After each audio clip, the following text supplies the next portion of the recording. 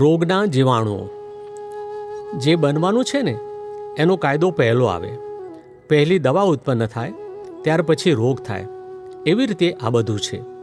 કાયદો આવે ત્યાંથી સમજી જવાનું કે આવું બનવાનું છે. ડાયવોર્સ એટલે કે છૂટાછેડાનો કાયદો આવ્યો ત્યારથી સમજણ પડે કે હવે ડાયવર્સ થવાના. દાદા ભગવાન જ્ઞાની પુરુષ દાદા ભગવાને રોગ થવા અંગે અદ્ભુત વૈજ્ઞાનિક સમજ આપી છે.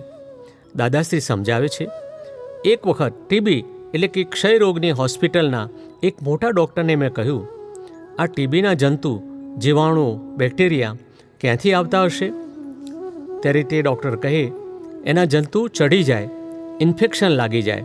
ત્યારે મેં કહ્યું, આ કઈ જાતનું છે? જંતુ કંઈ ચઢી જતા હશે? ત્યારે એ ડૉક્ટર કહે, હું તો ફોરેન એટલે કે પરદેશ જઈ આવેલો છું. મેં કહ્યું, અલા શા માટે ફોરેને વગોવો છો? ત્યારે તે કહે, બધા ડૉક્ટરો આવું કહે છે. મેં કહ્યું, જો જંતુ બહારથી ચડી જતા હોય તો આ નોકરો અહીં દવાખાને કાયમના હોય છે, તે કેમ મરી જતા નથી ટીબીથી?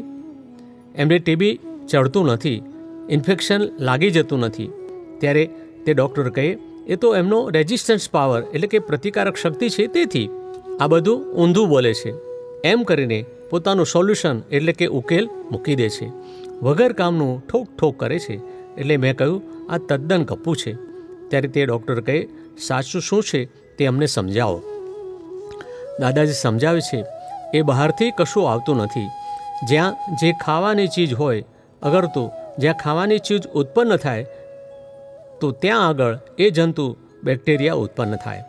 એટલે આ ફેફસાની અંદર કોઈ કારણસર કોઈનો કોઈ પણ ભાગ બગડે અને મય જે ખરાબ વસ્તુ ઉત્પન્ન થાય અને ડાઘા પડે, એ ખાવા માટે જંતુ બેક્ટેરિયા એની મેળે જ ઊભા થાય છે. કારણ કે જંતુ એટલે કે બેક્ટેરિયા તો તૈયાર જ છે, એને ખોરાક જોઈએ. આ લાકડા છોલીએ ને વેર પડે, તેમાં વરસાદનું પાણી ભળે ત્યારે મય ઈછી એક જાતની જીવાત પડે છે. તે તેની મય જ પડી છે, બહારથી નથી આવતા.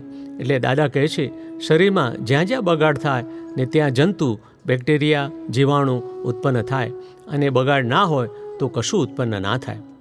તે સત્સંગી ભાઈ દાદાને પૂછે છે, પણ ફેફસામાં એ બગાડ આવ્યો શા માટે? દાદાજી કહે છે, એ તો ફેફસાની અંદર પરમાણુ છે, તે પૂર્વભવના આપણા કર્મના પરિણામે આપણને ખોરાક પ્રાપ્ત થાય છે. જો ખરાબ કર્મો કર્યા હોય તો ખરાબ પરમાણુ પેસે છે, અને સારા કર્મો કર્યા હોય તો સારા પરમાણુ પેસે છે. તે કેટલાક પરમાણુ ફેફસાની અંદર ભરાઈ જાય છે. તે જે પરમાણુ ફેફસામાં ચોંટ્યા રહ્યા ત્યાં આગળ નિયમ એવો છે કે જે પરમાણુ જે જીવને લગતો હોય તે જીવ મય એની મેળે ઉત્પન્ન થાય. જે પરમાણુ જે જીવનો ખોરાક છે તે પરમાણુ જ્યાં સ્થિર થયા હોય ત્યાં આગળ એ પરમાણુને ખાનારા જીવ એની મેળે કુદરતી રીતે ઉત્પન્ન થાય છે. દાદા કહે છે, મારી આ વાત સાંભળી તે ડૉક્ટર ટાઢા પડ્યા અને કબૂલ કર્યું કે આ વાત બરોબર છે. આપ્તસૂત્ર ઉપવાસ એટલે સ્વરૂપમાં વાસતે, સ્વક્ષેત્રમાં વાસતે. આપ્તસૂત્ર 2715 દાદા ભગવાન.